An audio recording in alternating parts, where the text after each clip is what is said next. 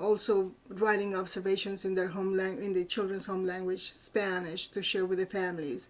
I'm going to be working with them so that I go over them. So all those details have to do with bilingual program.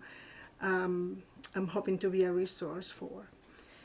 Let me ask you a quick question about that, because that's so important. Is what do you think the things that people most misunderstand about bilingual programs, and what are your biggest goals for your bilingual program?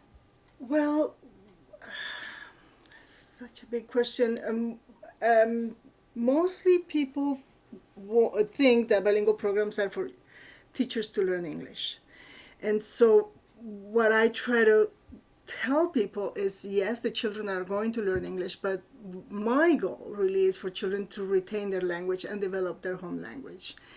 Um, no, we're not going to be learning Russian or Croatian or Bhutanese to the point that we're going to help the child or the family maintain the language, but we are going to communicate to them how important their home language is and use it in interactions that are repetitive, kind of like in routines, greeting, some songs.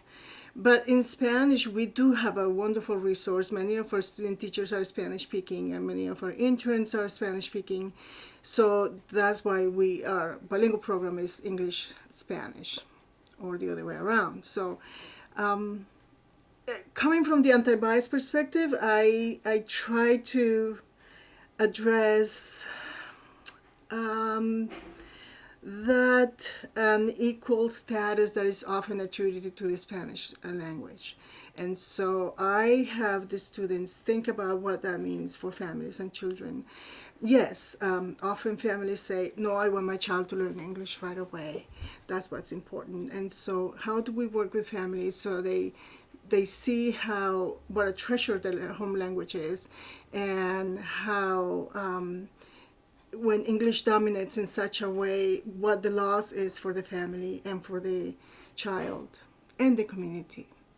So have quite a passion about that, because as a mother, I struggled to have my children maintain their Spanish, and I was not very successful, I have to say.